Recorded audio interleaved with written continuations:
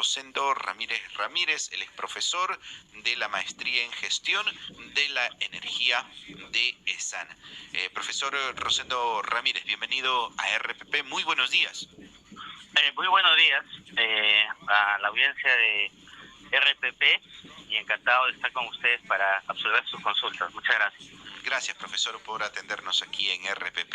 Bueno, ¿qué le podemos explicar a nuestra ciudadanía cuando se hace la pregunta de todos los meses? ¿Por qué sube el consumo de energía, sube el recibo, suben las tarifas?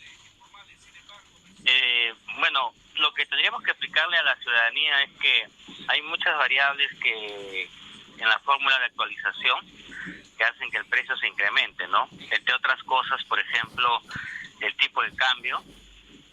El Perú no produce muchos de los materiales que se necesita para transmitir, distribuir la electricidad. Entonces importamos esos materiales y por el tipo de cambio que se está incrementando, hay una elevación en estos costos, ¿no? Por otro lado también, una variable que es muy importante es el precio del gas natural en las tarifas de electricidad.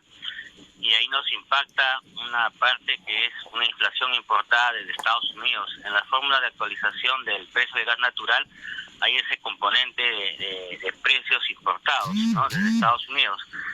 Entonces, a raíz de la invasión de Rusia a Ucrania, se está viendo que hay un incremento de los precios de energía a nivel global, ¿no? O sea, no solo es un tema de Perú, sino es un tema global y por ahí nos impacta fundamentalmente. Entonces, se explica por el incremento del precio del gas natural, por el incremento del tipo de cambio al momento que importamos estos materiales, ¿no? Y también por temas naturales que tienen que ver con ya desde el punto de vista local, ¿no? Como son, por ejemplo, el incremento de precios por mayor, entre otras variables importantes. Pero el mensaje que deberíamos darle además a la ciudadanía es que el Estado lo que ha hecho es hacer un subsidio cruzado y aquellas familias que consumen menos de 140 kilowatts-horas al mes, poder las familias que consumimos más de 140 kilowatts-horas al mes, financiarles, ¿no?, una parte de ese costo. O sea, hemos ido, digamos, a reducir el precio, pero lo más importante es que la gente, las familias pueden ahorrar energía si hacen un consumo racional. Entre otras medidas, por ejemplo, apagar las luces que no se utilizan, hacer un uso más racional de la energía, hacer un uso muy adecuado, con eficiencia. Y una de las cosas que pudo haber hecho el gobierno es que focalizar y ayudar a las familias en mayores necesidades, por ejemplo, dándoles un foco LED, ¿no?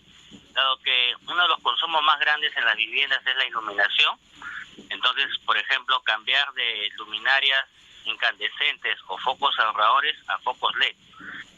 Fíjense, con un foco incandescente de 100 vatios, con un foco LED de solo 10, ahorras casi 90, 80 vatios, ¿no? Entonces, con un foco ahorrador que está en 20, 25 versus un LED de 10, también hay un ahorro de casi la mitad, de 10, 15 ¿Eso forma vatios. parte de una debilidad de nuestra sociedad, la falta de cultura y conciencia para el ahorro de energía? Exactamente, eso es lo que está faltando, de hacer una discusión de que en la tarifa hay dos componentes en realidad. Uno es el precio y otro es la cantidad de energía que uno utiliza. En general, en el precio siempre vamos a depender de variables que a veces no solo se dan en Perú, sino en el extranjero, ¿no? Y viceversa. Entonces, como usuarios, muy poco podemos, digamos, tomar una acción sobre el precio, pero sí por lo que consumimos. Claro. Entonces, ahí hay que hacer una labor, y a mí me parece muy interesante que RPP esté en esa línea de educar, de darle señales a las familias de que hay que hacer un uso más racional de la energía, con medidas de conservación, básicamente, ¿no? Que en primera línea no necesita una inversión. Si es que uno apaga la luz que no utiliza, si desconecta los aparatos eléctricos, que a veces uno piensa, por ejemplo, el televisor que lo deja conectado a la red, ¿no? En fin, hay una serie de equipos que dejamos conectados y sí utiliza la energía en el modo stand-by, ¿no? Entre otras cosas. Y obviamente algo que sí puede hacer el Estado es que debería, por ejemplo, dar, ¿no?, los focos LED a las familias más focalizadas que están en condiciones de mayor vulnerabilidad, ¿no?, para poderlas ayudar en esta transición tecnológica. Entonces yo creo que ahí hay margen para que el Estado pueda intervenir y hacer que las facturas tengan el componente más principal es la forma como uno consume la energía. Por ahí yo creo que es más potente que solo pensar en hacer transferencias de que unos subsidien a otros.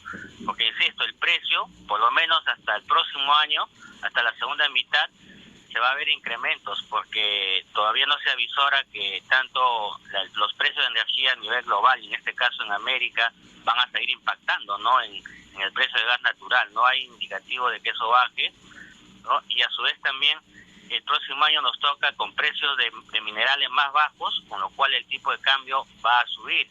Entonces, esas dos variables se van a mantener por lo menos hasta el segundo semestre del 2023. En resumen, los precios van a estar incrementándose, pero lo que podemos hacer es por el lado del consumo, reducir nuestro consumo y hacerlo más eficiente, ¿no?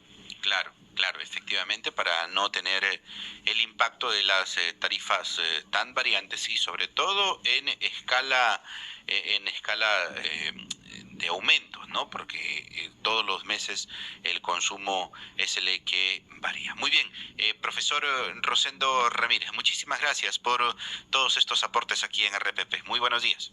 Muy buenos días, muchas gracias a ustedes y un saludo a la audiencia de RPP. Gracias. Gracias a usted. Hemos conversado con el profesor de la maestría en gestión de la energía de ESAN, Rosendo Ramírez.